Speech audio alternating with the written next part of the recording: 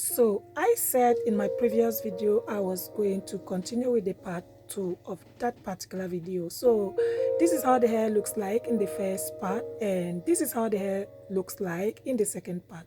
So now I'm going to show you how I made it.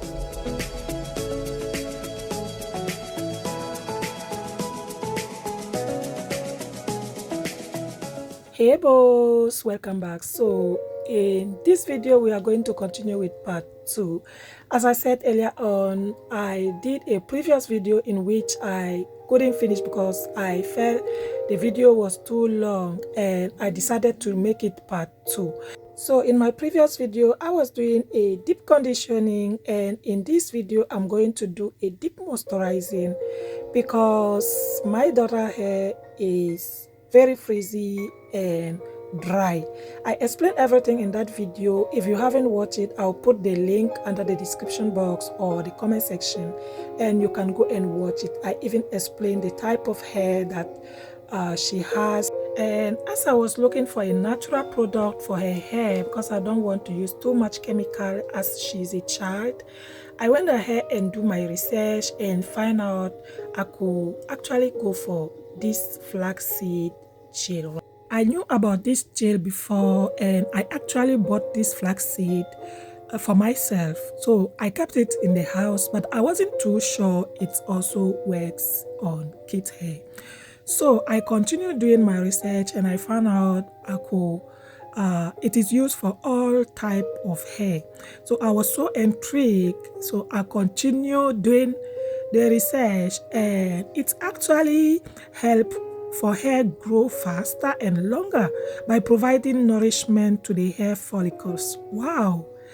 And it actually has vitamin E that presents that provides nutrition to the scalp and reduces free radical damage. And I was so intrigued, I decided that to try it on Rebecca's hair, as her hair looks frizzy and dirty. If you guys watch my previous video, you'll see it, guys, and I even put a portion of that, a small part of that, in the beginning of this video. This is how her hair looks like. That's why I decided to do a deep conditioning, and then in this video I'll be doing a deep moisturizing, and as doctors recommended this flaxseed gel on all type of hair, I decided to go for it. And the reason why I decided to give it a try, it is because it is also a natural remedy, and as recommended, it's actually nourish our hair, right?